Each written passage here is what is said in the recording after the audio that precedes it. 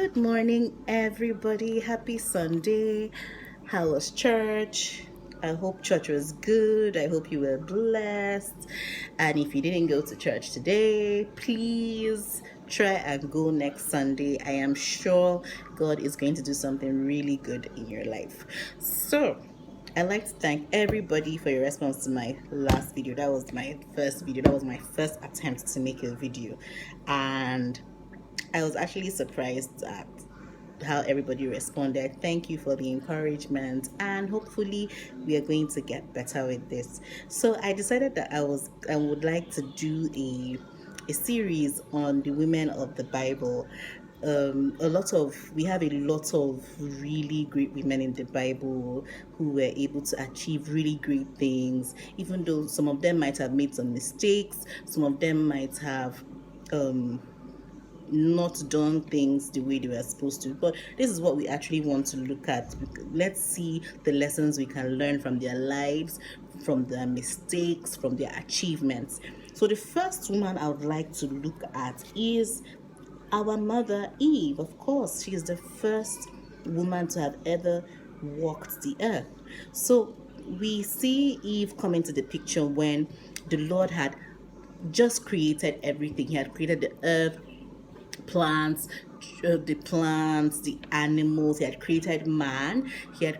In fact, God had concluded creation, so to say.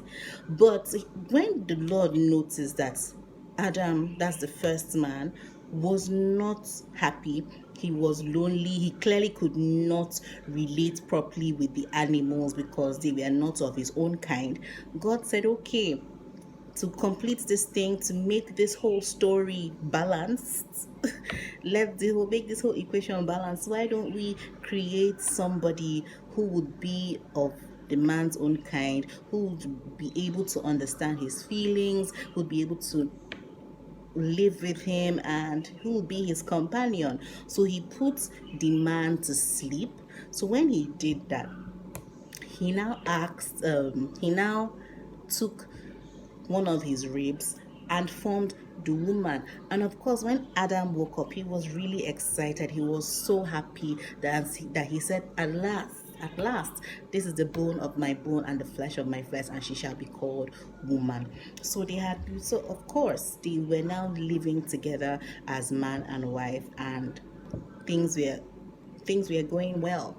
So when things actually began to go down was in Genesis chapter 3. So let me read it. I'll start from verse 1. It says, now the snake was the most cunning animal that the Lord God had made.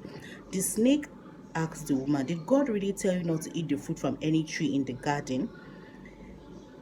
The woman responded, we may eat the fruit of any tree in the garden except the tree in the middle of it. God told us not to eat the fruit of that tree or even touch it. If we do, we will die. The snake replied, that's not true. You will not die. God said that because he knows that when you do eat it, you will be like him and know what is good and what is bad.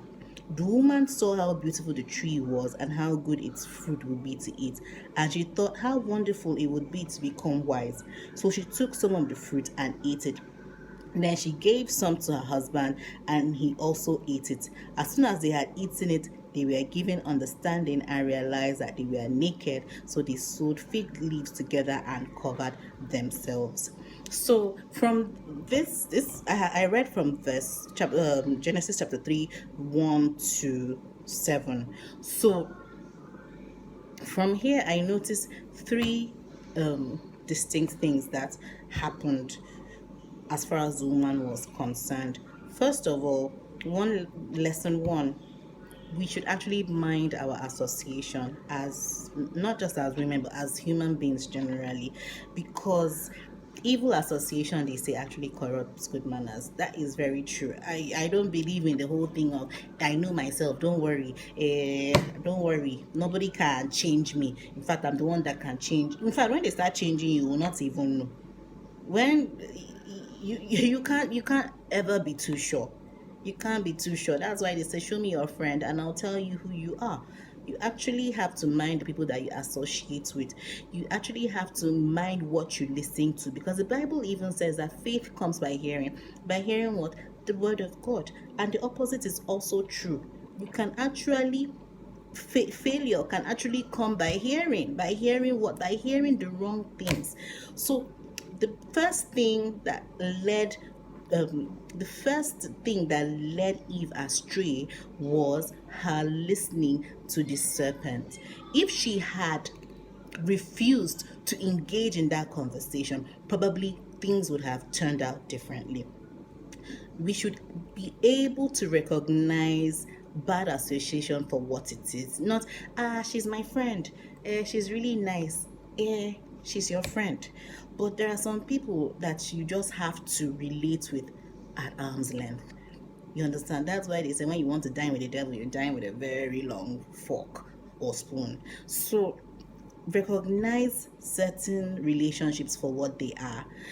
This person is not somebody I can actually relate with. I don't want them to be influenced badly or influenced wrongly.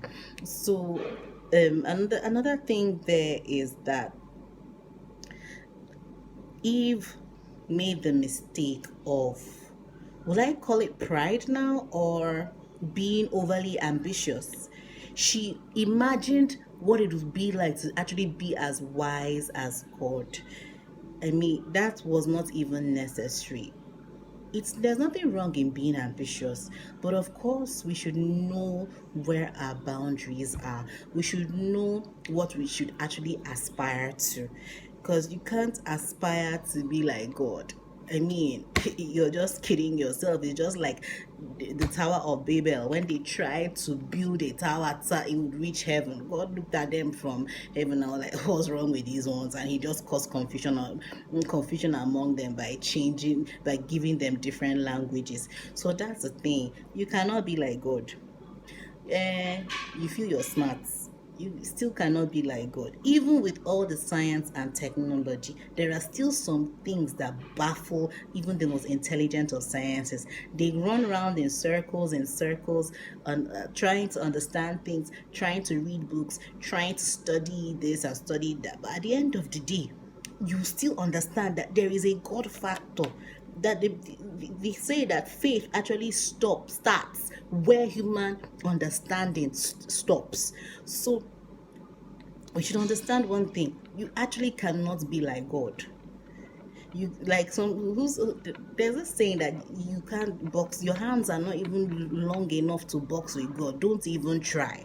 So don't even try to feel that you can actually compete with the Lord, or you're just in for a big disappointment. You're just kidding yourself. The third thing there is the thing I actually want to really talk about. Women, there is a certain power we have over the men that are in our lives. They don't want to accept it. I know the men will not even want to agree, but it is true. There's a certain power a woman has over the man in her life, unless that man does not love or care about her. But if this man loves you, if this man actually cares about you, my sister, there is nothing you cannot get this man to do. This is exactly what happened here. Eve was able to convince her husband to eat this fruit. Adam knew that he was not supposed to eat it though. He even told her, I'm sure he even told her that, look, why would you do this? What is this thing that you have done? He said, that you should eat. He ate it. Of course. So, the thing there is, how do we use that power that we have over our men? It's it's a thing that even us, we don't even know how we do it. I remember when we were growing up back then, if you want something from my dad and you don't know how to go about it, or maybe you're not sure of how he will see it, go to my mom now. My mom has a way. Once you get my mom to agree to that thing, it's assumed that my dad will agree, because she has her way of getting to him. So it's the same thing. If you go through history, you see that the downfall of a lot of men have had something to do with the women in their lives. Also, their upliftment also had something to do with the women in their lives. So on what side of the divide are you going to be on? Are you going to use that power that you have over that man to the glory of God, for his upliftment, or are you going to use it to put him in trouble, or are you going to use it to create problems? That's because look at what Eve did. Just that singular act was able to separate man from God and create a lot of problems for humanity. They were driven out of the garden, and they were cursed. The man had to suffer and toil for bread, and of course the woman herself had to bring forth children in pain and suffering. So that power that you have over that man, how are you using it? Because there are some things that even if the man will shout, I will not do this, I will not do this, get his wife. As far as he loves his wife, the man will just turn to pure water. She knows how to get him. It's a very small thing. It's a very, very small thing. So the thing there is, how are you using that influence that you have over that man? Are you using it to the glory of God? Are you using it to do things that will edify his soul? To teach him things that will make him do things that will edify his soul? Or are you using them for your own selfish wants? Just like what Eve did here. She wanted to be wise like God.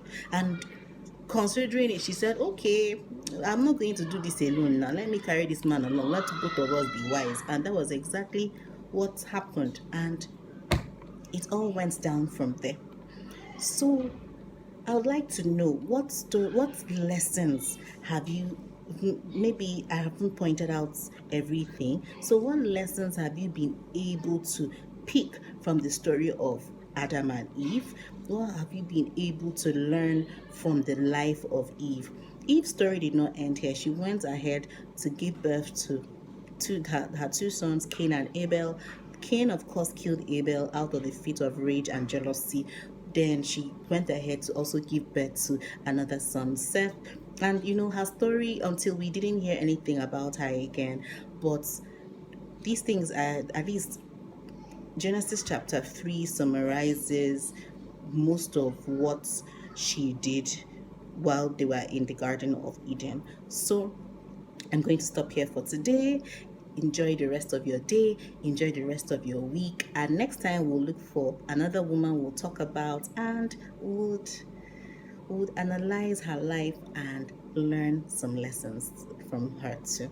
Thank you so much. Have a good day.